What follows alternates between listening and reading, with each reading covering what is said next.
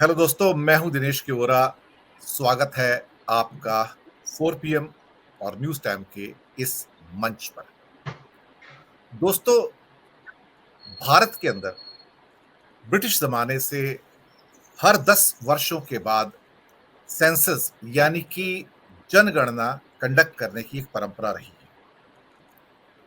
जनगणना आधुनिक संदर्भ में देखा जाए तो सिर्फ एक जनगणना नहीं है। इसके बहुत सारे एक तरह से आयाम भी हैं, मायने भी हैं। दरअसल ये जनगणना जो अब कंडक्ट की जाती है, खास तौर से पिछले कुछ दशकों से की गई है, ये हमारे सामने लेकर आते हैं शायद अनगिनत डेटा, जिसके आधार पर सरकार की स्कीम्स, पॉलिसीज या भविष्य की रचनाएं वो शेप लेती हैं, आकार लेती हैं। इसके अंदर आपका ना सिर्फ लिटरेसी रेट है, migration, demography, age, gender, marital status, housing, economic activity, consumption surveys, welfare measures, PDS, disability और इसके अलावा आपकी फर्टिलिटी रेट। इस बार तो इसके अंदर ट्रांसजेंडर को भी इंक्लूड किया गया है कि वो भी काउंट होंगे और उनकी भी एक कैटेगरी होगी। बाकी हेल्थ, एजुकेशन, एग्रीकल्चर वो सब चीजें तो हैं ही हैं। अनगिनत डेटा हैं जो जनगणना से हमारे सामने आते हैं, हमारी आने वाली योजनाओं को प्रभावित करते हैं, क्योंकि सभी योजनाएं ले दे के इन्हीं डेमोग्राफिक डिटेल्स के ऊपर डिपेंड करती हैं। आपको मैं बता दूं कि 1872 में भारत के अंदर पहली सेंसस हुई थी, जब लॉर्ड मेयो थे। तो ये भारत के अंदर शुरुआत जो होती है 1872 से, और फिर 1881 से ये लगातार हर 10 वर्ष के अंतराल पर भारत के अंदर कंडक्ट होती रही है। वैसे कुछ जो डिटेल्स मेरे सामने है उसके अनुसार 800 से 600 बीसी के बीच में कुछ ऋग्वेद के अंदर भी ऐसी कुछ श्रुतियां हैं जिसके द्वारा ये बताया गया है कि वहां पर उस समय पॉपुलेशन काउंट जैसी चीज होती थी। वो जनसंख्या को कितनी है वो गणना हुआ करती थी। लेकिन उससे पहले मुगल पीरियड के अंदर जो अकबर का राज था, और उनकी किताब उस जमाने में आई थी आईने अकबरी। आईने अकबरी के अंदर पहली बार सेंसस यानी कि जनगणना के बारे में और उससे संबंधित चीजों के बारे में बताया गया है।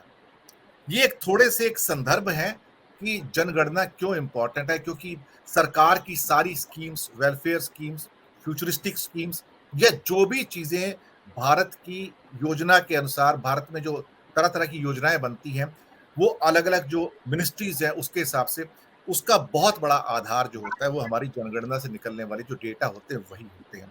गरीबी, अमीरी तो खैर उसमें एक सिंपल किस्म के डेटा है, लेकिन बहुत बड़ी संख्या में जो डेटा निकल के आते हैं वो हमारे लिए बहुत लाभदायक होते हैं, जो प्राइवेट सेक्टर भी वेट करता है, क्योंकि वो भी डिपेंड करते हैं कि डेटा किस किस्म के आ रहे हैं। और ये डेटा बाद में पूरी दुनिया में जो बाकी गणनाएं हैं, यूनाइटेड नेशन के द्वारा, वर्ल्ड बैंक के द्वारा, आईएमएफ के द्वारा, उनके द्वारा भी इनका उपयोग किया जाता है। महत्वपूर्ण विषय है। और इसमें एक चीज और भी है कि जनगणना से पहले कुछ फॉर्मेलिटी सरकार को पूरी करनी पड़ती है, जिसमें फ्रीजिंग ऑफ डिस्ट्रिक्ट्स या तहसील या उनकी जो बाउंड्रीज होती हैं उनको भी ध्यान में रखा जाता है, ताकि जनगणना के दौरान चेंज ऑफ डिस्ट्रिक्ट्स या remaking of re you can say modelling of districts वो ना हो, या redrawing of the boundaries of districts, tehsil वगैरह ना हो, ताकि जो हमारे डेटा निकल के आ रहे हैं वो करेक्ट डेटा हो वहां पर। खैर, इसी विषय पर बात करने के लिए आज हमारे साथ एक विद्वान पैनल मौजूद है, क्योंकि समस्या ये हुई है कि भारत सरकार ने सेंसस 2021 इनडेफिनेटली पोस्टपोन कर दी है। और ये बहुत बड़ी निराशा का विषय है, हमारे लिए नहीं, करोड़ों करोड़ों लोगों के लिए और संस्थाओं के लिए, कंपनियों के लिए, देशों के लिए, यूनाइटेड नेशन के लिए भी। ऐसा क्यों किया गया, इसके पीछे क्या राज है, क्यों सरकार नहीं चाहती कि डेटा निकलकर बाहर आए, किस किस्म की आर्थिक, राजनैतिक या सामाजिक बदहाली को सरकार छुपाना चाहती है, बहुत सारे कारण हो सकते हैं। मैं आपका तारुफ करवाता हूं आज अपने विद्वान पैनलिस्ट से। हमारे साथ हैं दादा गौतम लाहिरी जी, स्वागत है सर आपका। वरिष्ठ पत्रकार तो नमस्कार। हैं, लेकिन बड़े जानकार हैं। Doctor Rakesh Pathak ji, chief editor कर्मवीर के, बहुत बहुत स्वागत है आपका सर। आलोक भदौरिया जी, सीनियर पत्रकार हैं, आप भी इस प्रोग्राम में आए, शिरकत की, बहुत बहुत शुक्रिया। अमिताभ श्रीवास्तव जी, आपका स्वागत है, वरिष्ठ पत्रकार हैं। उनके फ़िल्मी प्रोग्राम देख-देख के मैं बड़ा प्रभावित होता हूँ, बड़ी जानकारियाँ मुझे मिलती हैं और आज मुझे लगता है कि जनगणना के अंदर भी कुछ न कुछ ज़रूर जानकारियाँ हमें प्राप्त होंगी और वरिष्ठ हमारे पत्रकार बंधु वीरेंद्र सेंगर जी हमारे साथ जुड़ रहे हैं। बहुत-बहुत स्वागत है आप सबका। सबसे पहले मैं आऊँगा दादा गौतम लाहिड़ी जी आपके पास। इसलिए कि आज का विषय जो चुना गया है, उसमें कहीं न कहीं आपका सुझाव भी शामिल है और मैंने सोचा कि आपके सुझाव को मैं ज़रूर अमली जामा पहनाऊँ। हालाँकि सरकार ने पोस्टपोनमेंट जुलाई के आखिरी हफ्ते में किया था, लेकिन ये एक ऐसा विषय है जो मेरे माइंड में या बैक ऑफ द माइंड में बसा रहा और मैंने कहा इसको करना ज़रूर है और आज मैं इसको कर रहा हूँ। इसकी इम्पोर्टेंस क्या है, महत्व क्या है, आपसे इस बारे में पहली जानकारी, पहली टिप्पणी आपसे प्राप्त करेंगे। दादा गौतम जी। धन्यवाद दिनेश जी, आपने जो ये सब्जेक्ट चुना, मेरे ख्याल में ये केवल आर्थिक प्रतिक्रिया इसको क्या होता है ये नहीं, इस मुझे लग रहा है अभी जो हो रहा है ये बहुत बड़ा राजनीतिक मुद्दा है। जी। मैं बाद में बताऊंगा। पहले बात तो यह है, आपने जो जनगणना का जो इतिहास बताया तो उसमें से हमने सुना है कि वेद का जमाना, मुगल जमाना, ब्रिटिश जमाना, सबने जनगणना किया है, लेकिन कांग्रेस जमाना वो तो हुआ ही है। लेकिन ये आश्चर्य है कि जो भारतीय जनता पार्टी क्यों जनगणना नहीं चाहते हैं। जी।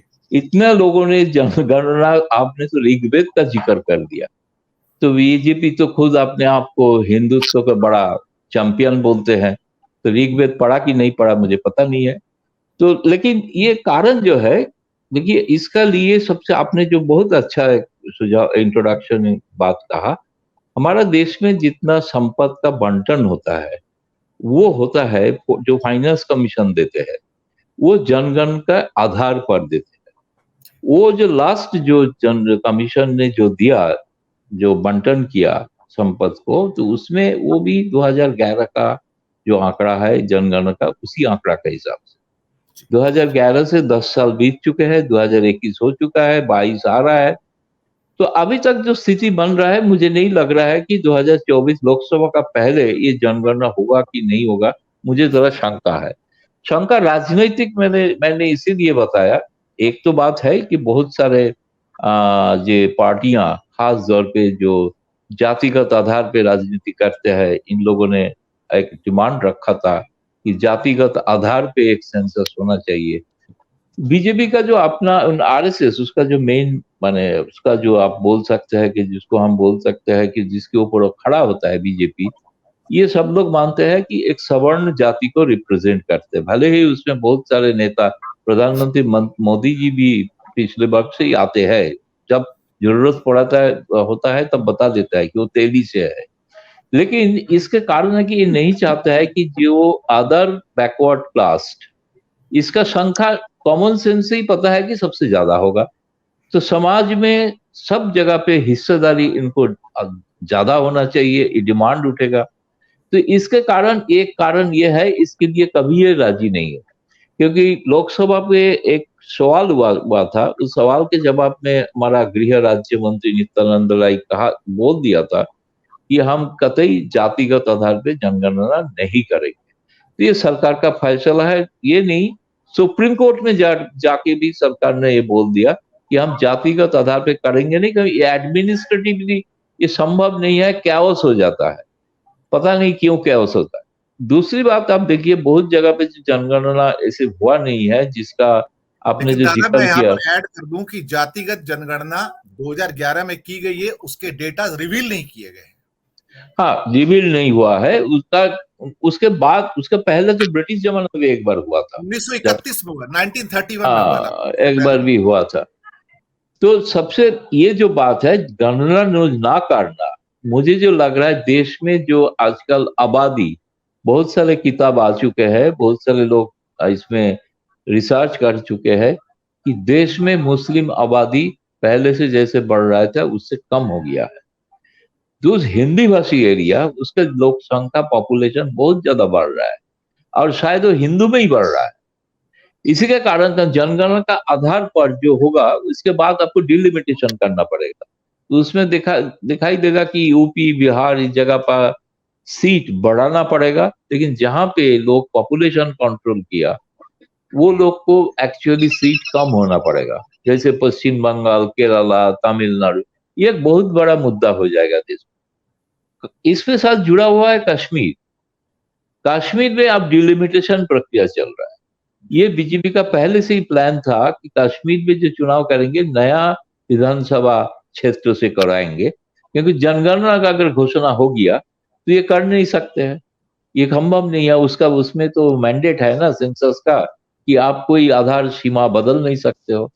असम, मेघालय सीमांत, इसका जो बीजेपी शासित जो राज्य है, इसमें सारे के सारे सीमाना लेके विवाद चल रहा है। वो सीमाना अभी तय नहीं हुआ। तो ये बहुत बड़ा एक देश का सिक्योरिटी के लिए भी एक खतरा है। सबसे बढ़िया सिद्धांत इन्होंने ले लिया, कोरोना का बजाय, कोविड के बजाय इन्होंने तो किसी कानून पास कराते हैं, लेबर कोड पास कराते हैं, पूंजीपतियों को बैंक से माफी देते हैं। लेकिन इसी कोविड का कारण देके ये इसको अभी रद्द कर दिया है। पता नहीं कब शुरू होगा। मुझे लगता है कि बीजेपी लोकसभा चुनाव का पहले कतई जनगणना नहीं कराएंगे, या जो कराएंगे अगर, तो जिस हिसाब से चल रहा था उसी उसी पैरामीटर्स में करें, जिसके लेके पॉलिटिकल हंगामा बहुत ज्यादा होगा। वो रिस्क बीजेपी नहीं लेना चाहते हैं। इसलिए मैं चाहता था कि इस विषय को आप एक जाके, मेरे से भी बहुत लोगों का जानकारी ज्यादा होगा, मैं उनसे भी सुनने के लिए उत्सुक हूँ। और खास तौर पे श्रीपाद दीक्षित से तो सुनना चाहता हूँ कि जनगणना के ऊपर कोई बॉलीवुड गाना है कि नहीं, तो हमको बता दे। इसके बाद वो भी सुन लेंगे, तो बाकी लोगों का बात सुन के बाकी मैं चर्चा में भाग ले सकता हूँ। जी जरूर, जी दादा जरूर। मैं आता हूँ डॉक्टर पाठक आपके पास। आपने दादा की बात सुनी, और चूंकि इस जनगणना में एक बहुत बड़ा मुद्दा अगर आप नोट करेंगे तो पिछले 20 से 30 सालों से जो चल रहा है, वो है एक मास स्केल माइग्रेशन भारत के अंदर, एक क्षेत्र से दूसरे क्षेत्र में, एक स्टेट से दूसरी स्टेट के अंदर। अब मुझे लगता है कि भारत के इतिहास में इस लेवल का माइग्रेशन, भले वो काम की तलाश में हो या किसी भी तलाश में हो, इस स्केल का माइग्रेशन पहले कभी इतिहास में इतने मैग्नीट्यूड में देखा नहीं गया है। आज जिस हिसाब से देखा जा रहा है, शहरों के कॉम्प्लेक्शन चेंज हो गए हैं।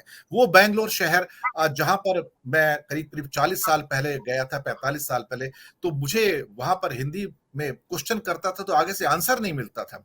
आज हाल ये है कि उस बैंगलोर शहर के अंदर या हैदराबाद में या वहां पर हिंदी बोलने वालों की जो तादाद है इतनी बड़ी है कि it doesn't look like Indian city right now.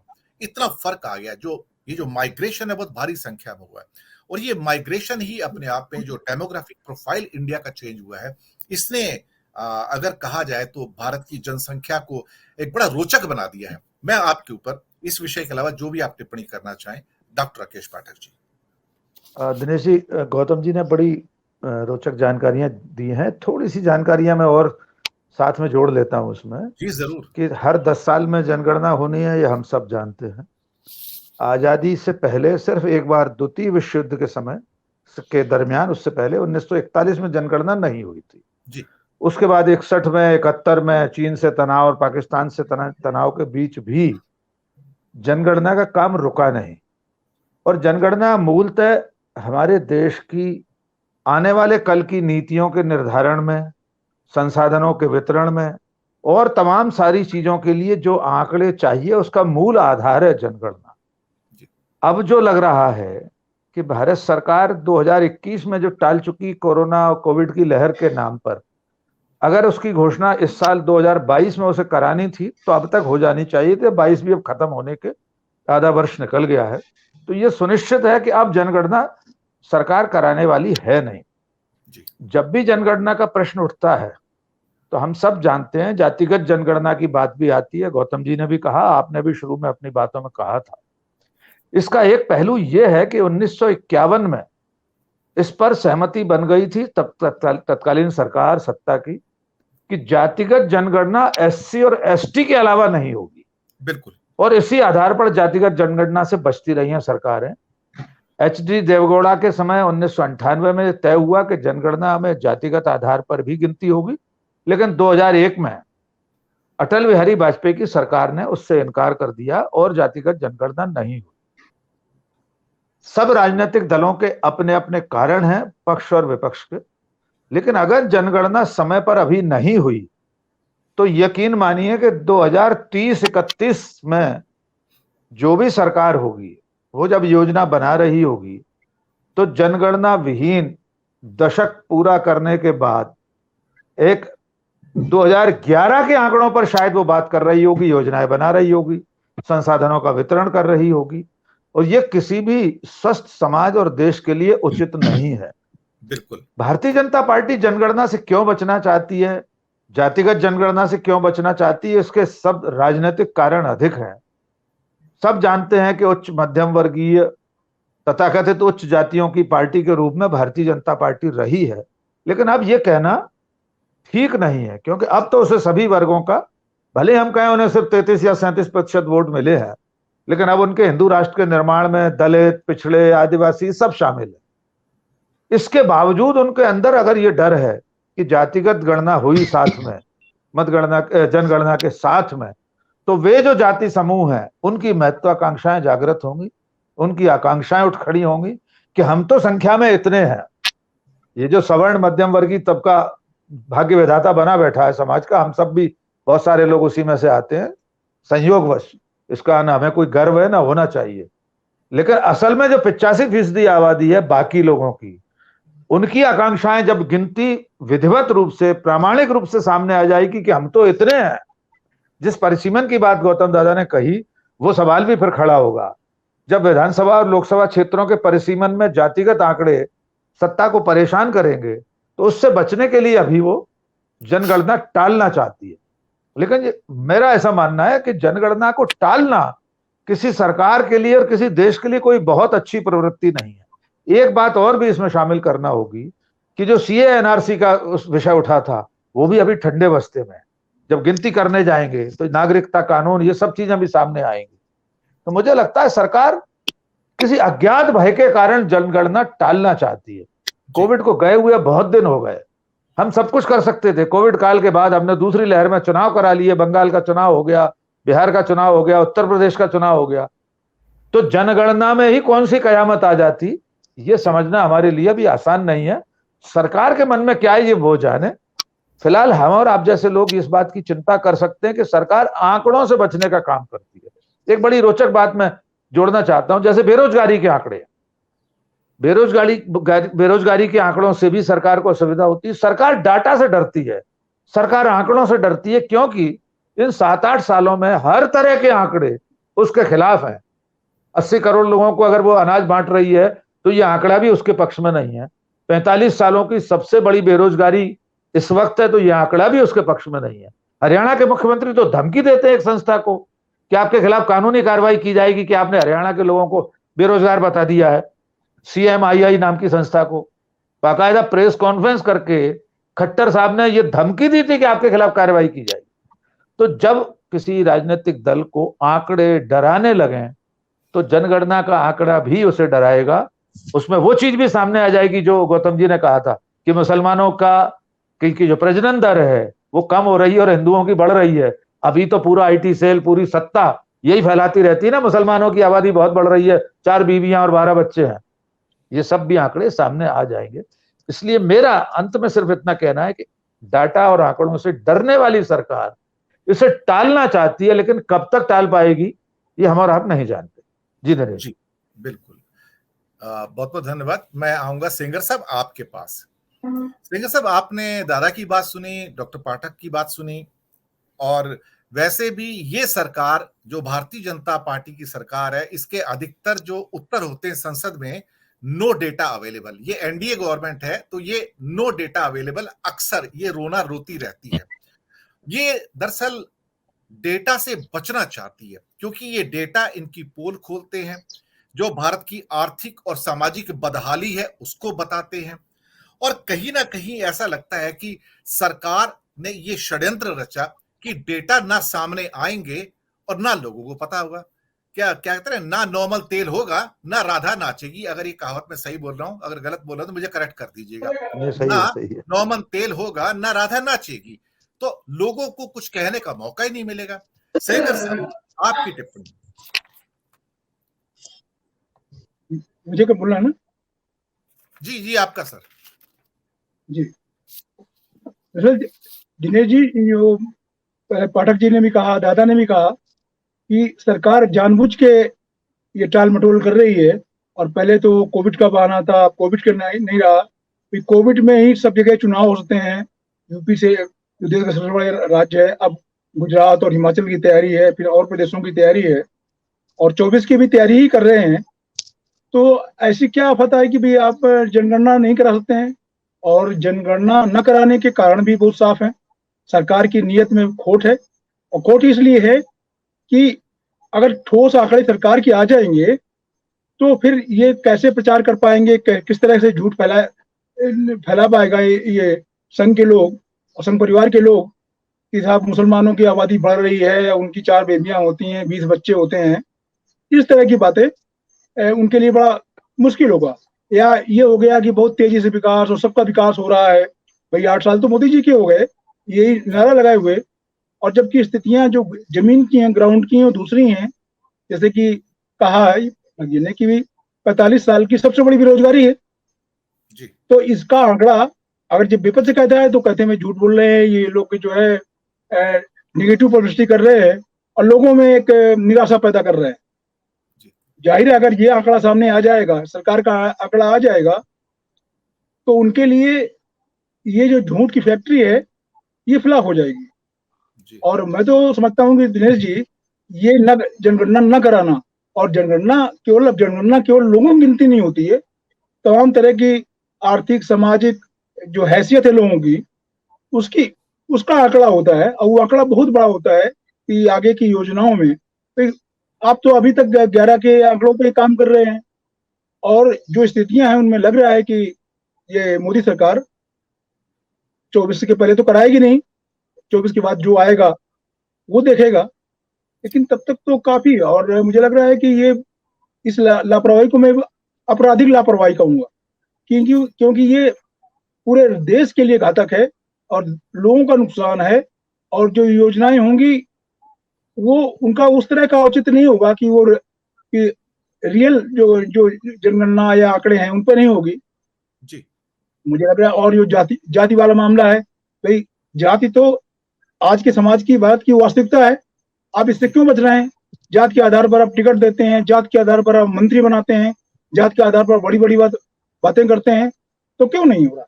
डर तो उनको वही है कि जब पिछड़ों को जो वंचित वर्ग हैं उनका रियल आंकड़ा आएगा और वो अपने हक की मांग करेंगे, साझेदारी चाहेंगे, तो आपके लिए मुंह चुराने का मौका नहीं रहेगा। तो मुझे लग रहा है कि ये काफी खतरनाक चीज है, ये साधारण चीज नहीं है जो सरकार टाल रही है, और हर चीज का दोषारोपण विपक्ष पे कर रही है। जैसे आपने कहा कि संसद में वो किसी बात का जवाब ही नहीं देते, ज्यादातर होता है कि नो डाटा, समझिए। तो ये नो डाटा की सरकार है। तो मुझे लग रहा है कि, और ये इसकी एक लोकतंत्र के मैं इसको छलावा मान रहा हूँ। और सरकार के पास कोई बात नहीं, अब सरकार ने तो अनिश्चितकाल के लिए टाल दिया है जी। तो ये अच्छी बात नहीं। और मुझे लग रहा है कि ये सरकार की क्रेडिबिलिटी का सवाल है। सरकार को अभी सोचना चाहिए कि जो जितना वो टाल रहे हैं तो समस्याएं तो टलेंगी नहीं, बल्कि उनकी क्रेडिबिलिटी और दांव पर आ जाएगी। जी दिनेश जी। जी, बहुत महत्वपूर्ण बातें कही आपने। मैं दर्शकों की जानकारी के लिए बता दूं कि इस बार की जो खास तौर से जो सेंसस होने वाली थी वो टैब्स के थ्रू होने वाली थी। जो सबके पास एक टैब्स होना था, तो एक इलेक्ट्रॉनिकली होने की संभावना थी, जिसको पहले डिसाइड किया गया था। करीब-करीब पौने 9-10 हज़ार करोड़ के आसपास उसके लिए फंड भी एलोकेट किए गए हैं बजट के अंदर, एक्चुअली देखा जाए तो, ताकि नतीजे फास्ट आ सकें। क्योंकि पहले मैनुअल होती थी तो नतीजे आने में डिसेमिनेशन ऑफ इंफॉर्मेशन जो है लेट हो जाता था। तो इस बार टैब में आने से उस इंफॉर्मेशन के जल्दी आने की बहुत संभावना थी।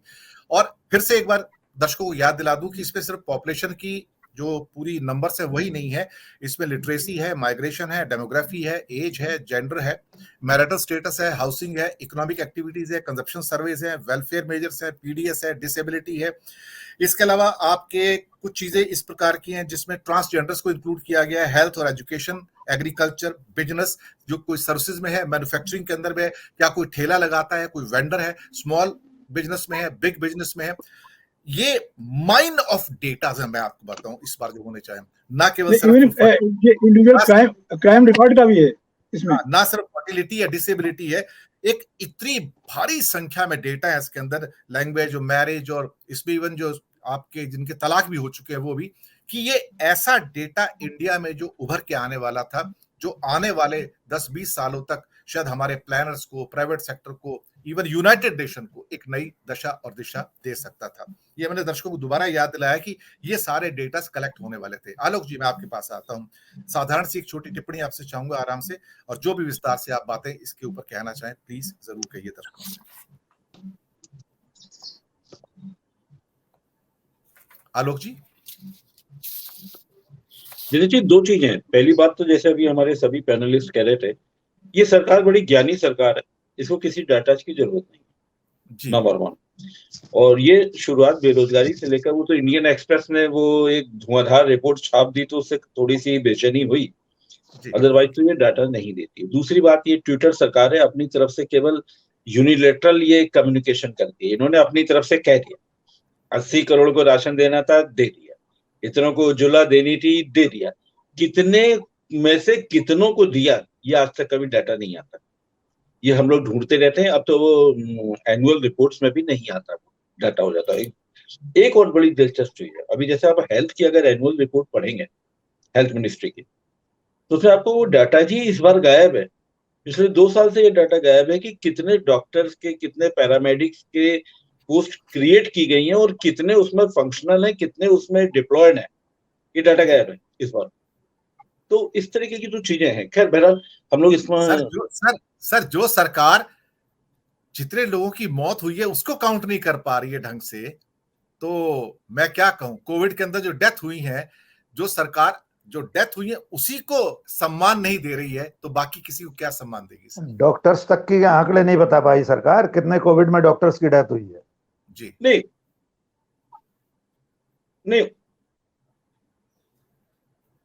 ये डेथ के फिगर्स भी सेंसस में से निकल के आने थे कि इस साल में कितनी मौत हुई है एक्चुअली देखा जाए। बिल्कुल बिल्कुल। आलोक जी, आप सुन पा रहे हैं? आलोक जी,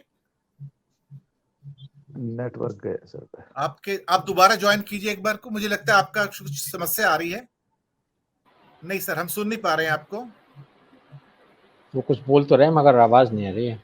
आलोक जी, आप दोबारा ज्वाइन कीजिए, आपकी आवाज नहीं आ रही। इससे पहले हमको एक वहां जाना पड़ेगा, जब नोटबंदी हुई थी, आपको जानकारी में होगा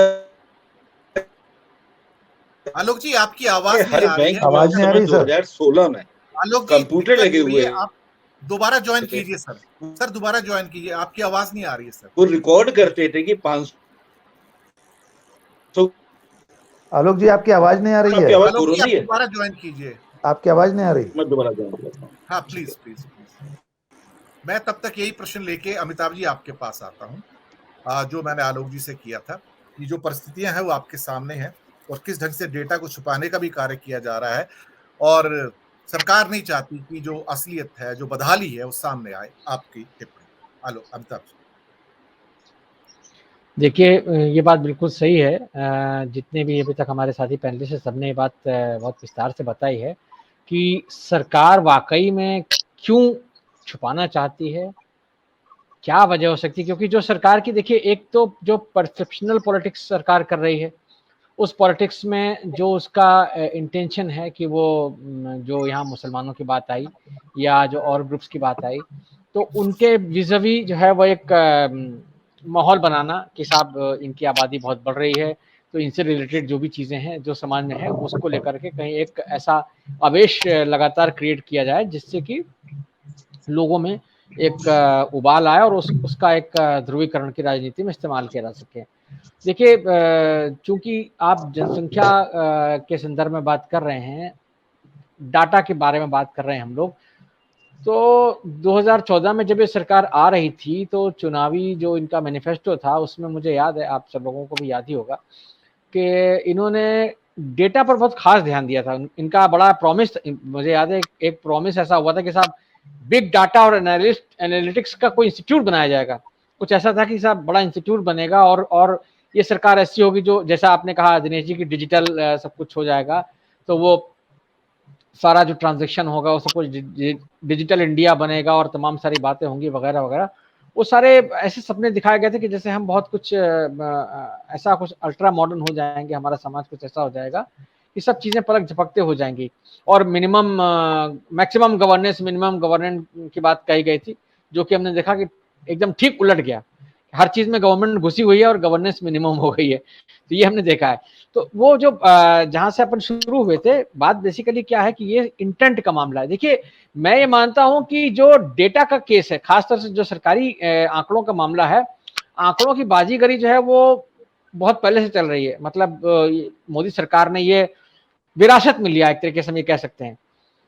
मुझे याद है अदम गोंडवी का एक शेर मैं सुनाना चाहता हूँ, इसी चूंकि बातचीत में याद आ गया कि तुम्हारी फाइलों में गांव का मौसम गुलाबी है। अदम जी का एक शेर है, तुम्हारी फाइलों में गांव का मौसम गुलाबी है, मगर ये आंकड़े झूठे हैं, ये दावा किताबी है। ये उन्होंने शेर कहा था, और ये जब शेर कहा था तब बीजेपी की सरकार नहीं थी। तो इससे हम अंदाजा लगा सकते हैं कि जो शायर जब कह रहा है तो वो किस परिप्रेक्ष्य में कह रहा है। लेकिन हुआ क्या कि इस सरकार ने एक तो हमको सब्ज़बाग दिखाया कि साहब हम जो है पिछली जो सरकारें थी, खासतौर से जो कांग्रेस की सरकार थी, उससे हम बहुत बेहतर गवर्नेंस देने वाले हैं और उनकी जो विरासत थी उसको हम पलट देने वाले हैं। लेकिन जहां तक ये जो डेटा वाला मामला है, इसमें अगर हम देखें तो जो डेटा को लेकर क्रेडिबिलिटी का मामला है, उसमें ये सरकार और मतलब इसने हालात खराब किए हैं। यानी मनमोहन सिंह की सरकार ने आपको अगर डेटा में अगर वहां कहीं फजिंग भी होती थी तो उन्होंने आपको एक आरटीआई मैकेनिज्म भी दिया था कि जिसके जरिए आप जो है आप सरकार के खिलाफ आप आरटीआई लगा करके सरकार से जानकारी ले सकते थे। अभी की सरकार ने उस आरटीआई मैकेनिज्म को भी जो है एकदम भूतरा कर दिया है। उसको आपके लिए वो चाहती है कि आप उससे कोई सवाल ना पूछें, आपको कोई जानकारी ना मिले। तो चाहे आप एनएसएस ले लीजिए, चाहे एनएसओ ले लीजिए, जो भी सरकारी संस्थाएं हैं उनके जरिए आप एक चीज याद दिला दूं आपको अमिताभ जी, प्रधानमंत्री जी का कल एक ऑटोमोबाइल टेक्नोलॉजी के संदर्भ में एक स्टेटमेंट आया है, उसको स्टेटमेंट को दूसरे संदर्भ में पढ़िएगा। और इस स्टेटमेंट को आज मैंने अपने प्रोग्राम में आज दिन में पेश भी किया। मैं आपको बताऊं कि India is going through a silent revolution. आप समझने की कोशिश कीजिए कि बात किसकी हो रही है, इशारा कहां हो रहा है कि यहाँ पे एक आज्ञा पालक समाज की बात हो रही है, एक मौन व्रत की बात हो रही है।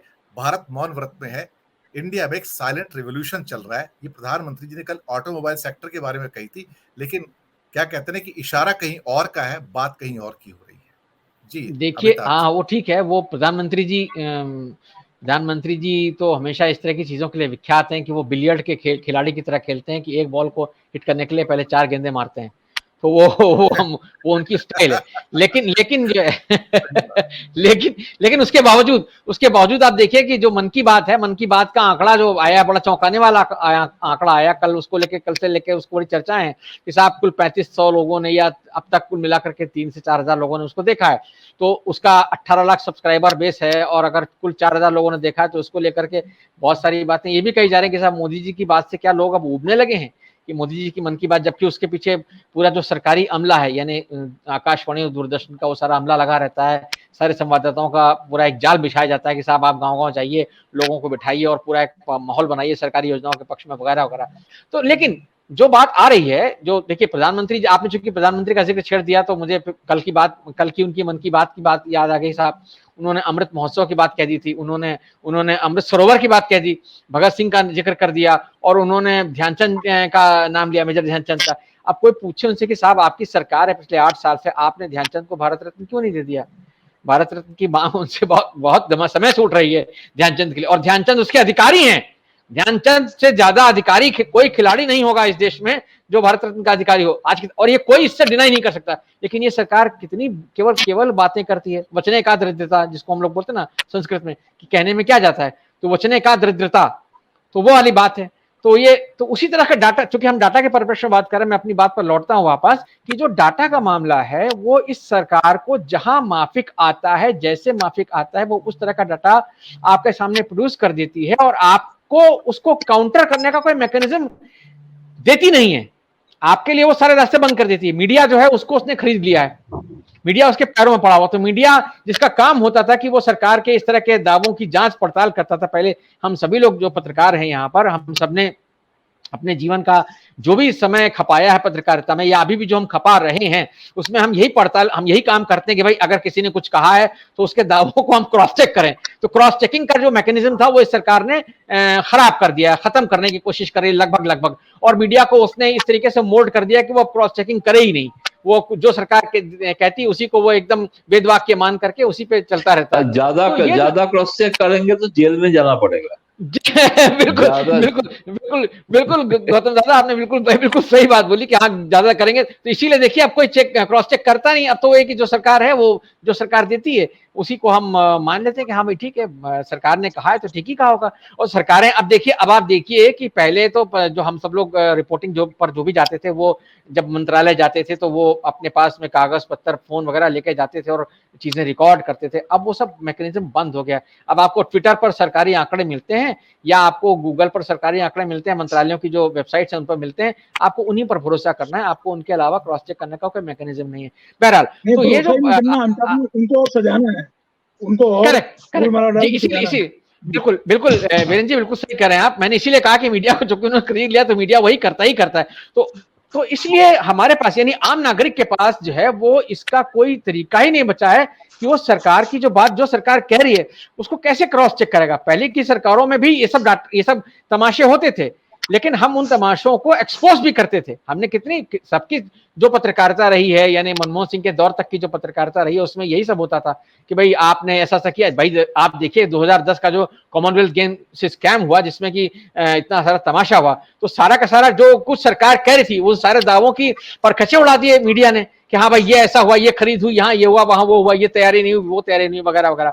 आज आप ऐसा कुछ नहीं कर सकते। आज प्रधानमंत्री के लेवल पर बैठ करके व्यक्ति जो है जो कुछ भी कहता है आप उसको बस एक प्रवचन की तरह सुन लीजिए और सुन करके उसको जितना आपका मन करे आत्मसात करिए, और उसके बाद आपको जो आपके सिस्टम में जितना पच जाए वो ठीक है, जो नहीं पचे उसको आप जहां चाहे फेंक दीजिए। तो ये समस्या आ गई है सर हमारे समाज में। तो ऐसे में डाटा की जो एक रेफरेंस होनी चाहिए, यानी डाटा की जो एक महत्ता है हमारे समाज में, यानी किसी भी प्रशासन में, किसी भी देश की जब आप कोई मतलब तरक्की की तस्वीर दिखाते हैं तो उसमें आप डाटा दिखाते हैं कि हाँ भाई इतने हमारे यहाँ घर बन गए, इतने हमारे यहाँ अमीर लोग हैं, इतने गरीब लोग हैं, इतने लोग पॉवर्टी लाइन से ऊपर हैं, इतने मजदूर हैं। आप सोचिए कि जब कोविड के दौरान इस सरकार को मुआवजा देने की नौबत आई तब इसने कह दिया कि साहब हमारे पास तो मरने वालों का डाटा ही नहीं है। इसी सरकार ने पार्लियामेंट में कहा था ना। तो ये वो सरकार है जो कि दावा करती है कि साहब हम डिजिटल इंडिया बना रहे हैं। तो ये कैसा, ये इससे बड़ा फ्रॉड और क्या हो सकता है, इससे बड़ी धोखाधड़ी आप देश की आवाम के साथ और क्या कर सकते हैं। लेकिन ये हो रहा है और हम देख रहे हैं, हम इस पर चर्चा कर रहे हैं। आपको मैं इसके लिए दाद देता हूं कि आपने मुद्दा उठाया, क्योंकि ये बहुत बड़ी बात है कि आप सरकार जो है देश की मतलब जनसंख्या की ही जानकारी नहीं देना चाहती लोगों को, क्योंकि उसके सामने ये अगर वो इस तरह की बातें नहीं, सर वो नहीं करेगी अगर ना नहीं बिल्कुल दादा का तो सुझाव बिल्कुल और वो इसके लिए बधाई के पात्र हैं कि ये चीज नोटिस में लाना चाहिए जनता के कि भाई ये सरकार क्यों रोकना चाहती है, क्यों वो आपको इस तरह के भ्रम में रखना चाहती है कि साहब मुसलमानों की आबादी जो है वो हिंदुओं से बहुत बढ़ रही है। और वो अभी यहाँ जो बात कही गई कि 4 शादियां और 12 बच्चे और 40 बच्चे वगैरह वगैरह, इसीलिए आपके कोई स्वामी जी, कोई यति नरसिंहानंद आ जाता, कोई कुछ आ जाता, कहता है कि साहब हिंदुओं तुम भी बच्चे ज्यादा पैदा करो। जबकि हम देख रहे हैं कि साहब जो डेमोग्राफिक डिविडेंड हुआ करता था उस डेमोग्राफिक डिविडेंड को आपने डेमोग्राफिक डिजास्टर में बदल दिया है ना। आपका जो नौकरी देने वाली संस्थाएं हैं वो कह रही है कि साहब आपके यहाँ जो लोग पढ़ लिख करके आ रहे हैं वो स्किल्ड नहीं है, वो काबिल नहीं है। ये सारी बातें सामने आ रही हैं। तो जो चीजें इस सरकार ने की हैं वो अपनी ही जी आप अपने ही जो इसके दुष्कर्म हैं, जो इसकी लापरवाहियां हैं, जो इसकी नाकामियां हैं, वो इनको छुपाने के लिए इस तरह के काम करती है कि वो आपको कहती है कि हाँ साहब अभी सेंसस नहीं कराएंगे, अभी इसको पोस्टपोन कर दिया गया है जाने कब तक के लिए। और वो जो कास्ट सेंसस की बात कही जा रही थी वो भी बहुत महत्वपूर्ण है, क्योंकि जी सेकंड राउंड में आता हूं अमिताभ जी आपकी बात थी और मैं आलोक जी के पास आऊंगा। बात अधूरी रह गई थी, जहां से बात अधूरी रह गई थी वहीं से आलोक जी फिर से आप अपनी बात को प्रारंभ कीजिए। सर 2 चीजें हैं। डाटा की पवित्रता के बारे में तो काफी बातचीत हो रही है, तो मेरा तो एक मानना यह है कि पवित्र क्या, ये तो ज्यादा ही पवित्र सरकार है कि जो ये बोल देती है वही सच होता है, उसके अलावा और कोई सच नहीं होता है, नंबर 1। इसका आधार, ये कहने का आधार ये है कि एक रिजर्व बैंक ऑफ इंडिया के मतलब एक डाटा थे, वो नोटों की गिनती नहीं कर पाया, जबकि हर बैंक में नोट गिनकर होते थे, वो कंप्यूटर पर उसी समय एंट्री होती थी। पहला वहां से हम लोगों को शुरुआत जोड़नी चाहिए। ये तो फिर बहुत बात की बात है कि कोरोना में मरे या नहीं मरे, वो तो डाटा उतना कंप्यूटराइज नहीं था जितना उस जमाने में था। दूसरी बात, कोरोना वाले मामले में सरकार को ज्यादा दोष नहीं दिया जा सकता, क्योंकि वो कोर्ट की आड़ में फैसला हुआ था। उसमें ये हुआ था, कोर्ट के निर्देश थे, सलाह थी कि जो सरकारी आंकड़े हैं कृपया उन्हीं को ही छापा जाए। ये कोर्ट का था, सरकार उससे बच निकली। अब कोर्ट के कितने फैसले सरकार बच निकलती है, ये तो एक लंबी फेरिस्त है, लेकिन ये बहुत प्रमुख फैसला है। तो इसलिए सरकार को, मुझे नहीं लगता कि कटघरे पे खड़ा करना बहुत ज्यादा उचित है। उसने आड़ ले ली, बहाना मिल गया उसको, ठीक है। लेकिन मुद्दा ये नहीं है। अभी जैसे हमारे सब तमाम पैनलिस्ट कह रहे थे कि एक TFR बहुत बड़ा मुद्दा है, जो टोटल फर्टिलिटी रेट है। मेरे ख्याल से जनगणना न कराने की असली वजह, जो हमारे तमाम गौतम जी भी कह रहे हैं, अमिताभ जी भी कह रहे हैं, सारे लोग कह रहे हैं, सारे पैनलिस्ट, TFR का एक मामला ये है कि अगर आप पहुंच जाता है वहां तो आपका TFR 1.57 है, इतना नीचे जा चुका है। और 2 साल पहले 1.6 के करीब था, वो तो लगातार नीचे जा रहा है। लेकिन वहीं अगर आपने हिंदू बहुल बेल्ट अगर देख लें, बिहार देख लें, उत्तर प्रदेश देख लें, ये तो 2.3 पे पहुंचे हुए। मतलब हमारा जो एक आंकड़ा है, भाई एक देखिए, एक स्टेबिलिटी एक पॉपुलेशन में आ रही है, इसमें कोई शक नहीं है। जैसे जैसे लोग जागरूक हो रहे हैं, जैसे जैसे लोग शिक्षा का स्तर बढ़ रहा है, जैसे भी बढ़ रहा हो, या अपनी आर्थिक संपन्नता के लिए, और लोग अपना बच्चों की प्लानिंग तो हो रही है, वो कम हो। उसमें भी हमारे बड़े बड़े नेता उतर आए। आमतौर पे नगर निगम के चुनाव में इतने बड़े स्तर के नेता कभी नहीं उतरते, लेकिन वो उतरे। वहां उतरे, कर्नाटक में है, तमिलनाडु में है। तो एक ये भी दिक्कत है कि अगर आपके आबादी के आधार पे भी आपका फाइनेंस कमीशन का एक एलोकेशन होता है, ये भी बहुत बड़ा इशू है। अगर ये सामने आ गया तो बचना मुश्किल हो जाएगा। कैसे बचेंगे आप? क्योंकि अभी भी दक्षिण में इस बात का विरोध है कि अगर उनकी ज्यादा आबादी है, वो पूरी तरह क्रियान्वयन नहीं कर पा रहे हैं, तो उसका ठीकरा या उसका बोझ हम क्यों सहे। दक्षिण में ये मांग अक्सर की रहती है, तमिलनाडु इसमें सबसे आगे है। तीसरी चीज, जो ये डाटा नहीं देती, बिल्कुल सच है, नहीं देती, लेकिन सवाल है कि इसको डाटा की जरूरत ही नहीं है देने की। ये तो खुद तय करती है। ट्विटर वाली सरकार है, ट्विटर में आदमी का खुद कम्युनिकेट होता है। ये अगर आपको पहले समझना पड़ेगा कि जो सरकार के बड़े बड़े नेता जो प्रेस कॉन्फ्रेंस करने की स्थिति में नहीं है, हमारे प्रधानमंत्री प्रेस कॉन्फ्रेंस नहीं कर पाते, बड़े बड़े मंत्री प्रेस कॉन्फ्रेंस नहीं कर पाते, तो ऐसी स्थिति में आप क्या कहेंगे? कुछ नहीं कह सकते। संसद की भी कोई पवित्रता रहता। अब जितना जो दूरदर्शी या नीतिगत फैसले लेने से पहले, नियम नीति बनाने से पहले जिस तरीके की बहस होनी चाहिए संसद में, आजकल उस तरीके की बहस नहीं होती है। तो अब उन पवित्रताओं को तो छोड़ दीजिए। एक चीज मैं और कहना चाहूंगा इस समय, फिर उसके सेकंड राउंड के लिए। आपने जैसे टैक्स की बात की, तो डिजिटली तो यहाँ मेरे को कुछ समझ में नहीं आता। आज भी देखिए, अगर आप वहां पर अगर नेशनल हाईवे में, किसी भी देश के नेशनल हाईवे में चल रहे हैं, तो टोल में तो आपको रुकना पड़ता है। कहीं भी ऐसा नहीं है। मैं कल देखा कि शायद ही कोई एक आध बार कोई बंदा होगा कि जो सीधा सीधा गाड़ी को बिना टोल में रोके लेके निकल गया होगा। रीड नहीं कर पाते आपके कैमरे। तो ये डिजिटली ये होना चाहिए, लेकिन दुर्भाग्य है कि अब नहीं हो पा रहा है। अब सवाल ये है कि कुछ आंकड़े हैं जो सरकार ने थोड़े से दिए हैं, जैसे गरीबी के आंकड़े। गरीबी के आंकड़े कांग्रेस के शासनकाल में अगर आप ये देखा जाए तो करीब 27 के करीब लोग इसमें से ये गरीबी की रेखा से ऊपर उठे थे।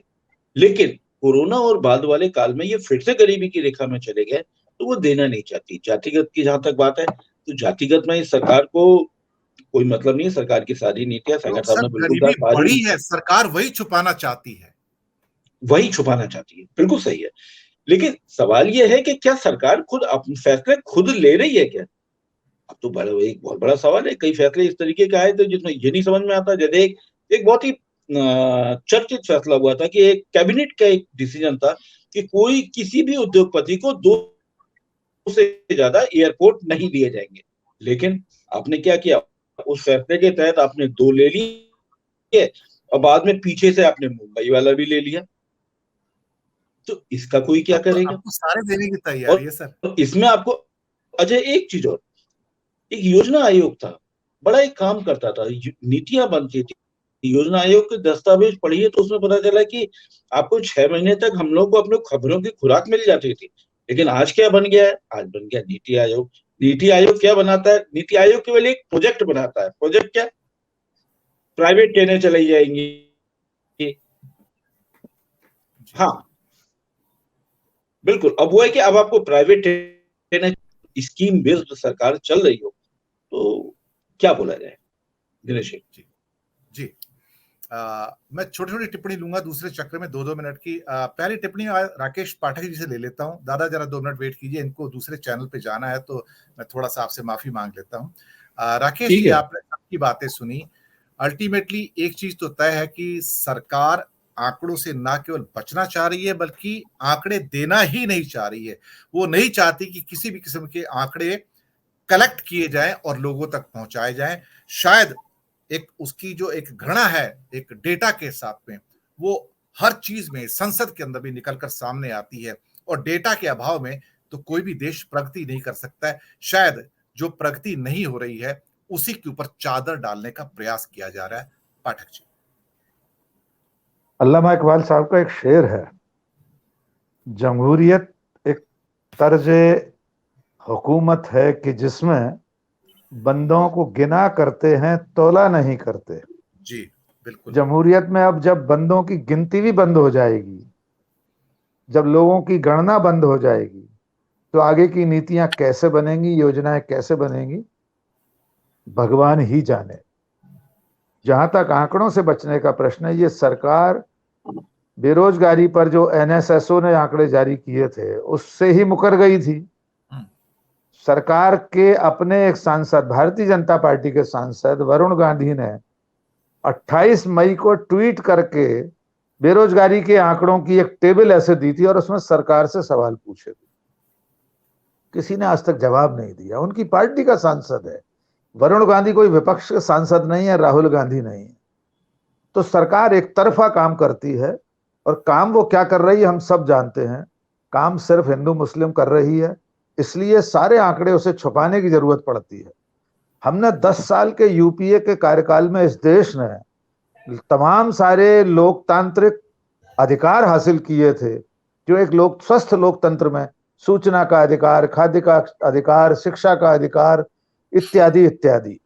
उस वक्त बाकायदा यूपीए की चेयरपर्सन की एक सलाहकार समिति थी, उसको आइडियाज देती थी, सलाह देती, तो उस पर ये सारे कानून बने थे। आज की तारीख में ये सारे कानून, चाहे वो सूचना के अधिकार का कानून हो या अन्य कानून हो, वो भोथरे किए जा चुके हैं सरकार द्वारा। कुछ में तो संशोधन हो गए और बाकी की स्थिति यह है कि आप बने रहिए, अधिकार का लेकर बैठे रहिए, सरकार किसी चीज का जवाब देगी नहीं।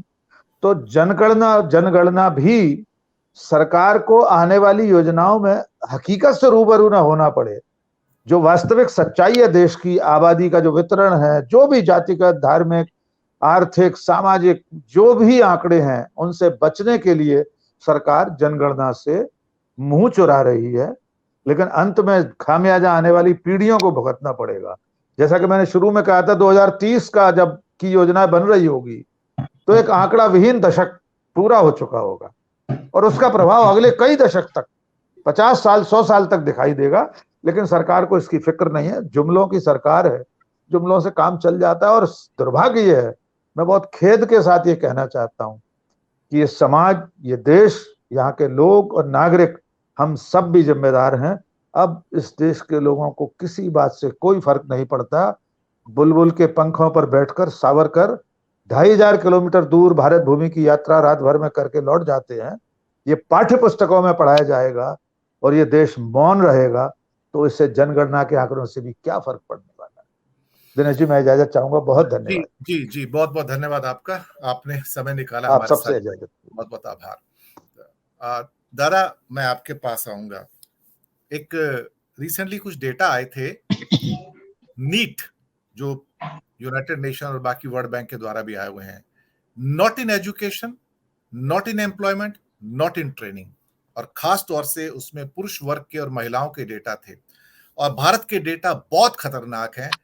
ये पहली बार हुआ है पिछले 3 से 4 दशकों में जहां पे महिलाओं की भागीदारी वर्क फोर्स के अंदर ऑलमोस्ट 90, कुछ डेटा वेरी करते हैं, 88 से 91% के डेटा आते हैं जो सरकार के या सीएमआई के डेटा, अगर उसको मैं मिक्सअप करूं तो 88% से 91 तक विमेन वर्क फोर्स में नहीं है। जो प्रधानमंत्री सुबह शाम नारी शक्ति की बात करते हैं, नारी के सम्मान की बात करते हैं, उन्हें यह नहीं मालूम कि पिछले 8 से 10 सालों के अंदर भारत के अंदर विमेन जो है वर्कफोर्स से बाहर हो गई है। क्यों बाहर हुई है, क्यों कंफर्टेबल नहीं है, क्यों विमेन भारत की वर्कफोर्स में नहीं आना चाहती है, ये आंकड़े हम सबको चिंता में डालने वाले हैं और चिंतित करने चाहिए। आपकी छोटी टिप्पणी गौतम लाहिरी जी। आप जो आपने जो कहा, देखिए मैं मूल विषय पे आता हूं कि मैं क्यों बोल रहा हूं कि जनगणना का होना चाहिए, क्योंकि ये सिर्फ एक आंकड़ा नहीं, कोई संख्या नहीं है, ये भारत का छवि इसमें प्रतिफलित होता है। भारत कहाँ पहुंचे ये जनगणना से पता चलता, क्योंकि जनगणना का जो क्राइटेरिया है आप देखेंगे उसमें किसका घर में कितना पीने का पानी जाता है, घर में छत है कि नहीं, घर में उसका कितना रोजगार है, ये आंकड़ा उसी से आता है। मैं बाकी आप जितने आंकड़ा का बात बोल रहे हैं, बाकी लोग भी जो कहा, मैं सब मानता हूं कि झूठ है, और मैं मानता हूं प्रधानमंत्री ने जो कहा वो सच है। लेकिन वो सब मैं देखना चाहता हूं, मैं तो ये चुनौती देता हूं सरकार को कि पहले उस जनगणना का रिपोर्ट से हमें दिखा दीजिए, मैं तो प्रधानमंत्री का वाह करूंगा। क्योंकि किसी का घर में, अभी तो द्रौपदी मुर्मू राष्ट्रपति नहीं होते तो उसका गांव में तो बिजली नहीं जाता। बिल्कुल, अभी शुक्र है कि उसका गांव में जो बिजली गया क्योंकि वो राष्ट्रपति का उम्मीदवार हो, तभी तो उसका बिजली का पोल गांव वालों ने पहली बार देखा। तो ये तो इसका हालत है। आप पीने का पानी नहीं है, घर के 2022 तक सबका घर में छत होगा, सबका, जितना ये स्वच्छ भारत अभियान किया, सब घर घर शौचालय बना दिया, मैं वही आंकड़ा देखना चाहता हूँ कितना बना है। तो इसी से वो नहीं चाहते हैं कि उनका जो घोषणा है वो घोषणा जो वास्तव है वो इसका जनगणना उसको नंगा कर देंगे। किसी पॉलिटिकल पार्टीज को बोलने का जरूरत नहीं है, ये बात सच है जो सब लोग जो बोल रहे हैं, सब लोग जो देख रहे सोच रहे हैं, बाकी टुकड़े टुकड़े में आंकड़ा आते हैं, सभी से ये अगर जोड़ देते हैं कि जनगणना का जो आधार, जो इसको जो ऑथेंटिक डॉक्यूमेंट माना जाता है, जो ऑथेंटिक डॉक्यूमेंट सारा देश में नहीं सारा विश्व में माना जाता है, वही डॉक्यूमेंट को, तो वही डॉक्यूमेंट, वो जो दलील है, वो दलील ये रोक के रखा है क्योंकि इसने जितना घोषणा किया है सब इसका खोखलापन निकल जाएगा, क्योंकि कोई है ही नहीं कुछ। तो इसलिए इसी कारण ही वो पता है कि 2024 के पहले कांग्रेस, वामपंथी, कम्युनिस्ट, बाकी समाजवादी, किसी का जरूरत नहीं, कोई भी लोग सिर्फ एक जनगणना का रिपोर्ट उठा के दिखा देंगे, तो इसी का जवाब देते देते उसका दिन खत्म हो जाएगा। तो ये जनगणना एक्चुअली जो रिपोर्ट है, ये रिपोर्ट इसको रोक के रखना है ताकि इसका जो असली चेहरा वो जनता का सामने न एकदम खोल जाएगा, पोल खोलना जिसको कहा जाता है, पोल खोल जाएगा। इसी के कारण डिलिबरेटली ये राजनीतिक सिद्धांत है जनगणना नहीं करना, क्योंकि ये जो घोषणा किया है सब, और आपने तो महिला सशक्तिकरण का बात ली, इसमें तो कम बात कीजिएगा, सबसे अच्छा है जिस दिन प्रधानमंत्री बोल रहे हैं उस दिन बलात्कारियों को रिहा किया जा रहा है। तो पता नहीं सशक्तिकरण मतलब जिसको जो बलात्कार करेंगे उसमें पुलिस को सशक्तिकरण किया जाएगा, ये था मैंने ना उसका उस दिन का 15 अगस्त का दिन। तो ये भारत का अमृत काल था, ये अमृत काल शुरू हुआ है। अमृत काल में पहले अमृत में 20 पहले दिन ही 20 सब गरल आया है। तो ये जो सिचुएशन है, ये जनगणना, इसलिए जनगणना से ये डर रहा है, क्योंकि पता है कि वो असली इलेक्शन मैनिफेस्टो होगा वही जनगणना रिपोर्ट। इसके क्योंकि उसमें 8 साल तो इनका रहे ना, 8 साल तो इनका रहा, और उसी आंकड़ा में तो आ जाएगा पहले मनमोहन सिंह सरकार का 11 से 14 तक क्या हुआ वो भी साफ हो जाएगा, और 14 के बाद क्या हुआ वो भी साफ हो जाएगा। इसलिए वो नहीं चाहते, इसलिए सब मिलके डिमांड करना चाहिए पॉलिटिकल पार्टीज को कि भाई हमारा बात भूल जाइए, हम सरकार जो बना के देंगे जनगणना, उसी को ही हम आधार मानेंगे, हम तैयार है मानने के लिए। जी दादा, बिल्कुल। दिनेश जी, मैं वीरेंद्र जी आपके पास आता हूं छोटी टिप्पणी के लिए, क्योंकि जनगणना ही आपको बताएगी कि कितने घरों के अंदर टॉयलेट आया है, शौचालय, कितने घरों में नल से जल आया है, कितने घरों में बिजली आई है। और ये सारा जो पोल है ये वहीं से खुलेगी जब पता लगेगा कि करोड़ों घरों के अंदर आज भी शौचालय नहीं है, बिजली नहीं है, टैप वाटर नहीं है, बच्चे पढ़े लिखे नहीं है, वहां पर स्कूल नहीं है, वहां पर शिक्षा की व्यवस्थाएं नहीं है।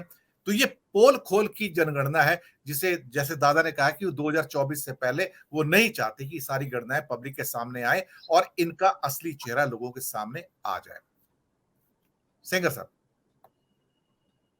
दिनेश जी, जैसा कि दादा ने कहा कि सरकार का इंटेंशन है, सरकार इसको क्यों टाल रही है, बहुत साफ साफ है कि सरकार छिपाना चाहती है। जो सरकार ने कहा था वो जमीन पे उतरा नहीं, तो किस मुंह से सरकार ये कहेगी कि ये क्यों नहीं पूरा हो पाया। इन 8 सालों में तो वही रहे हैं, तो कांग्रेस को भी वो दोषी नहीं कह सकते, तो उनके लिए मुश्किल है। जैसे आपने कहा था कि ये सरकार असल में आज्ञा पालक समाज बनाना चाहती है, जिसमें कि जो किंग है, जो सरकार है, जो राजा है, वो जो कहे वो लोग मान लें। इसीलिए उन्होंने कई स्तर पे काम किया है। आप देखिए ना कि जैसे कि ये राम है, तो राम को माना जाता है कि राम का काल कि वो आज्ञा पालक समाज है, टर्न में था वो सखा भाव था, तो इन्होंने प्रमोट किया है वो राम की भक्ति को, इसीलिए राम के मंदिर का आंदोलन चला। तो ये वाकई में आज्ञा पालक समाज बनाना चाहते हैं। आज्ञा पालक समाज ऐसा कि जो सवाल न करे, जो सवाल की जो सरकार की नीयत पे ना उठाए और लोकतंत्र की दुहाई न दे, वो रामराज की दुहाई दे। भाई रामराज में तो कोई चुनाव और वोटिंग होती नहीं थी, समझे। तो ये सरकार कई इस तरह पे काम कर रही है। और मतलब ये क्या कहा जाए, मतलब ये कि सरकार के पास क्या बहाने हैं। जैसे कि आलोक ने कहा था कि भाई नोटबंदी में आप देख लीजिए कि हर चीज कंप्यूटर में था, कि मतलब बैंक रोज डाटा देता था कि आज कितने नोट जमा हुए, लेकिन सरकार को सालों लग गए कि साहब वो डाटा नहीं आया। तो इससे बड़ा झूठ क्या होता है। तो सरकार की तो ये आदत बन गई है और सरकार इस पे कुछ नहीं सफाई दे रही है। और मुझे लग रहा है कि जैसे मैंने पहले भी कहा था कि ये बिल्कुल ये जो इग्नोरेंस है, ये सरकार जो टाल रही है, ये बिल्कुल आपराधिक काम कर रही है। क्योंकि इस पे जब आपके पास रियल डाटा ही नहीं होगा तो आप कैसे योजनाएं बनाएंगे, अब कैसे आप तय करेंगे कि किस मद में क्या देना है और क्या करना है। ये आपने कहा था कि 22 तक किसानों की आमदनी दोगुनी हो जाएगी। अगर ये आंकड़ा आता है तो आपको पता चल जाता है कि हर एक को मकान मिलना था। 2022 तक सबका पक्का मकान होगा। हाँ, तो आप जान रहे हैं कि इस पूरे काल में लोगों की नौकरियां गई हैं। तो तमाम सारे मैं ऐसे लोगों को जानता हूँ जो मध्यवर्गीय शहर में हैं, जिनके फ्लैट्स और जिनके मकान थे वो बिक गए हैं, क्योंकि नौकरियां छूटी हैं, सारी चीज छूटी है। तो सरकार एक्सपोज होगी, इसीलिए सरकार बचने के लिए वो चाहती नहीं कि डाटा है। और जो भी जैसे कि खोज खबर होती थी पत्रकारिता में, वो बंद कर दिया है।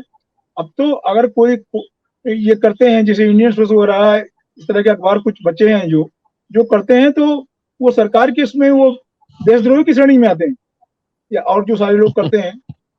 तो सरकार तो बिल्कुल से मीडिया से इसीलिए वो डरी थी, मीडिया का इसीलिए मुंह बंद किया गया तमाम तरीकों से कि कहीं सच सामने ना आ जाए। ये सरकार सच से बहुत ज्यादा डरती है। दिनेश जी। जी बिल्कुल। मैं छोटी टिप्पणी की 1 मिनट की आलोक जी के पास आऊंगा। आलोक जी, इससे एक चीज और निकल कर आएगी, जो आर्थिक असमानता है वो कितनी बड़ी है भारत में, और खासतौर से जो इनकम की जो इनइक्वालिटी है वो सुरसा के मुंह की तरह और बढ़ गई है। इसके ऊपर आपकी एक छोटी टिप्पणी चाहूंगा अंत में।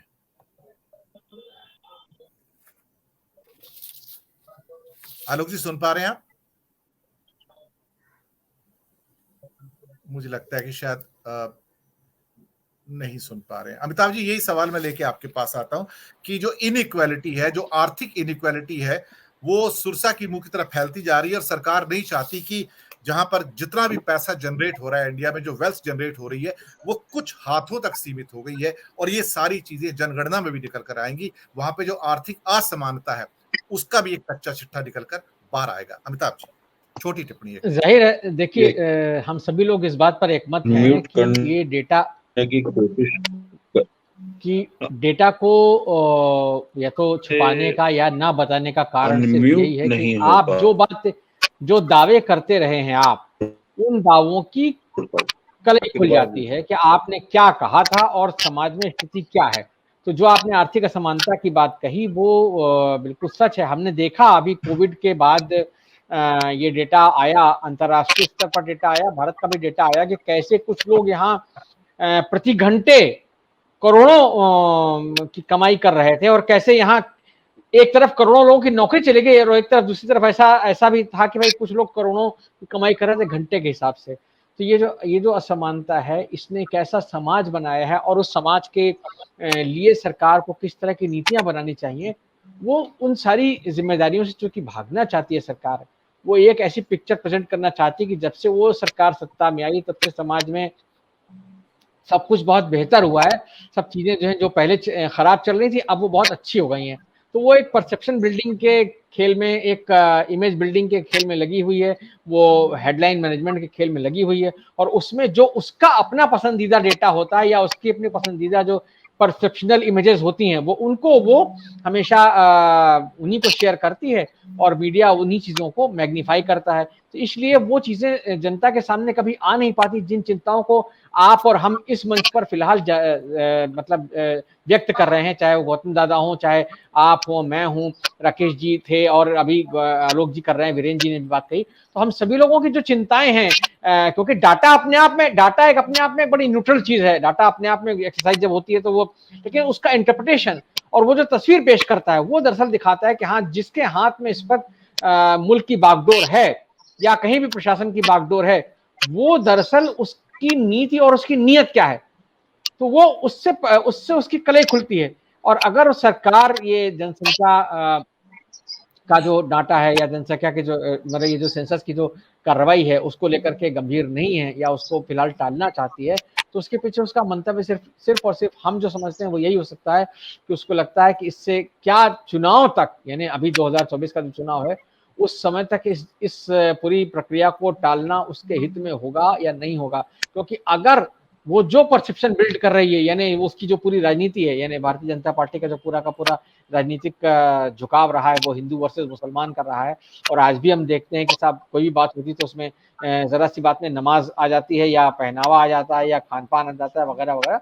तो वो जब तक इन चीजों के जरिए उसको वोट मिल रहा है तो उसको बाकी चीजों की बहुत ज्यादा फिक्र नहीं। भाई हम सबने देखा कि जीडीपी का डेटा जो है वो किस तरीके से सरकार ने प्रेजेंट किया और कैसे अंतर्राष्ट्रीय एजेंसीज ने और आपके अपने जो अमले हैं, आरबीआई जो कुछ कह रहा है, सरकार कुछ कह रही है, तो वो तमाम चीजें जो है वो कहीं ना कहीं ये दिखाती है कि सरकार की नीयत जो है साफ नहीं है। बड़ी सीधी सी बात है, संक्षेप में बस इतनी सी बात है। बिल्कुल, एक आखिरी टिप्पणी के लिए अगर आलोक जी आप ये सुन पा रहे हैं तो इवन डेटा के मामले में जो जितने दुनिया के जो इंडेक्सेस आते हैं जो भारत की बदहाली दिखाते हैं, बच्चों के मॉलन्यूट्रिशन के हो, महिलाओं की स्थिति के हो या आर्थिक असमानता के हो, तो भारत सरकार उसको इमीडिएटली नकार देती है कि ये हमारी ट्रू पिक्चर पेश नहीं करते हैं और अपनी जनगणना के द्वारा वो डेटा बाहर लाने का प्रयास नहीं करते बल्कि उसको रोक देते हैं।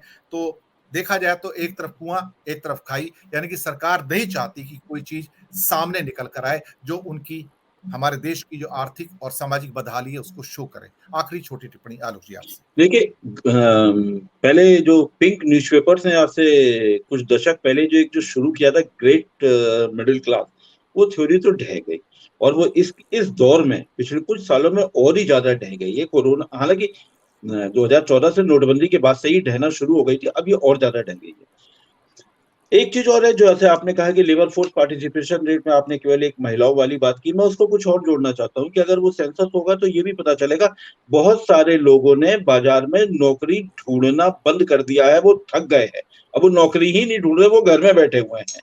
तो ये सारे आंकड़े भी आएंगे, लेकिन सबसे खतरनाक ये नहीं है। खतरनाक तो एक चीज ये है कि अभी मैं कहीं मैं सुन रहा था कि एक ये विचार है कि अगर मतलब ये एक्सपोर्ट इंपोर्ट से रिलेटेड है कि अगर आपके एक्सपोर्ट और इंपोर्ट के डाटा में अगर कोई गड़बड़ी पाई जाती है तो पहली बार गड़बड़ी करने पर आपको 1 लाख रुपए का जुर्माना होगा, दूसरी बार गड़बड़ी करने पर ये बढ़ जाएगा और फिर उसके बाद में आपको कुछ और सजा भी हो सकती है।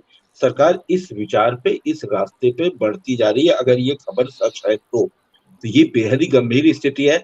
इसमें तो हमको ये भी समझना पड़ेगा कि फॉरेन रिजर्व अगर हम लोग लिख देते हैं कि 556 है, 556 अरब डॉलर है, तो ये भी हो सकता है कि भाई उसमें 0.02 और था, आपने वो तो लिखा ही नहीं। ये बड़ा एक मतलब गंभीर विषय होगा कि अगर सरकार पकड़ना चाहे तो पकड़ सकते हैं कि आपने ये तो ये लिखा, आपने 0.02 सरकार के आपने मतलब आप बदनाम करना चाहते हैं, आप मतलब क्या है, किस कैटेगरी में है। सरकार तो कुछ भी कर सकती है। 1 लाख का जुर्माना तो ये शुरुआत है, ये कोरोना के काल से चालू हो गया था। आप ये देख लीजिए जहाँ पर कोर्ट ने इनको ये शक्ति प्रदान कर दी थी पूरे मीडिया को नियंत्रित करने की। अब सवाल है कि जब ऐसी स्थिति में आपको कहना बिल्कुल सही है कि डाटा की पवित्रता, लेकिन डाटा की पवित्रता तो ये सरकार मानती कहाँ है। तुलनात्मक देखिए, डाटा जब भी आएंगे तो आप कंपैरिजन कर लेंगे, कंपैरिजन का तो वो मौका ही नहीं देना चाहती ना। ये सरकार तो क्या नहीं है, उसने जो कह दिया वही सच है। उसने कह दिया कि 80 करोड़ लोगों को दे रहे हैं तो दे रहे हैं। अब जैसे आप ये कह रहे हैं कि अब जैसे पानी की बात है, पानी की बात अभी सबने कहा कि कितने घरों में, दादा ने भी कहा कि कितने घरों में पानी नहीं आ रहा, कितने घरों में जल है। एक चीज तो ये है भाई, आप इतना बड़ा नल, क्या है, नल जल अभियान, शायद ये नाम है, शायद कैंपेन, नल से जल, नल से जल, हाँ नल से जल कैंपेन है। अब सवाल है, आप ये समझिए कि देश में बहुत सारी जगह पानी की तो उपलब्धता नहीं है। लोग इतने किलोमीटर पैदल चल के आते हैं। आपने अगर पाइपलाइन भी लगा दी तो क्या पानी आप दे पाएंगे? और फिर दूसरी बात, क्या स्वच्छ पानी दे पाएंगे? भाई सरकार अगर स्वच्छ पानी देने में इतनी ही आमादा है तो रेलवे स्टेशन जहाँ पर 30 साल पहले लोग अपना खुद वहीं पर पानी भर लेते थे, वही एक बंद कर दे तो कितना बड़ा काम हो जाएगा। तो सवाल यह है कि दिखावटी है, सुर्खियां मैनेज की जा रही हैं और सुर्खियों के आधार पर सरकार जीत रही है, लगातार सत्ता में आ रही है, और बाकी तो फिर वो धनतंत्र तो है ही। तो इसलिए बहुत ज्यादा उम्मीद नहीं है। डाटा की पवित्रता दुनिया में मानी जाती है, लेकिन इनके ऊपर दबाव बढ़ रहा है। इनको करना तो पड़ेगा, कुछ समय के लिए भले ही टाल सकते हैं, लेकिन करना पड़ेगा अंततः। जी बिल्कुल, मैं तो ये समझ के चलता हूं कि सेंसस ना कराया जाना एक बहुत बड़ा अपराध है और ये क्षमा करने योग्य अपराध बिल्कुल भी नहीं है। जब कोविड के बाद सारी एक्टिविटीज हो सकती हैं तो ये जनगणना क्यों नहीं हो सकती है, और जबकि हालात सामान्य हैं और इन सामान्य हालातों के अंदर जनगणना को टालना किसी भी एक जघन्य अपराध से मैं कम नहीं मानूंगा, क्योंकि 1971 की वॉर के बाद भी जब भारत में करोड़ों शरणार्थी थे तब भी जनगणना मिसेस गांधी ने करवाई थी, उसको टाला नहीं था। और भारत में कभी कोई जनगणना टली भी नहीं है, मैं आपको बताऊं, सिवाय इस कोविड पीरियड को छोड़कर। खैर, सरकार की जो नीयत है, ये सवाल सिर्फ उसका है। जब नीयत साफ ना हो तो फिर आप किसी भी किस्म का अपराध कर सकते हैं और आप कर रहे हैं। हमें उम्मीद है कि सरकार को सद्बुद्धि आएगी और जल्दी से ये जनगणना पूर्ण करवाएगी ताकि लोगों के सामने समाज की असली पिक्चर सामने आ सके। दर्शक मित्रों, जाने से पहले आपसे निवेदन है कि आप 4 PM और न्यूज टाइम नेटवर्क को सब्सक्राइब जरूर कीजिएगा, क्योंकि बेहतरीन विश्लेषण, विद्वानों की जो आपसी उनकी जो महत्वपूर्ण विचार है वो आपके सामने इन्हीं चैनल्स पर आते हैं। बेल आइकन दबाइएगा और इन चैनल्स को सब्सक्राइब जरूर कीजिएगा। अच्छी पत्रकारिता को आगे बढ़ाइए, प्रेरित कीजिएगा, इतनी हमारी आपसे गुजारिश है। दर्शक मित्रों, हमें दीजिएगा आज्ञा और मैं आलोक जी, गौतम जी, अमिताभ जी, वीरेंद्र जी, आप सबसे अभी हम आज्ञा चाहेंगे कि प्रोग्राम का समय समाप्त हो रहा है। बहुत बहुत तो धन्यवाद। हमारे साथ बने रहिए। राकेश जी पहले ही चले गए थे, उनका भी बहुत बहुत शुक्रिया। धन्यवाद आप सबका इस सार्थक चर्चा में भाग लेने के लिए।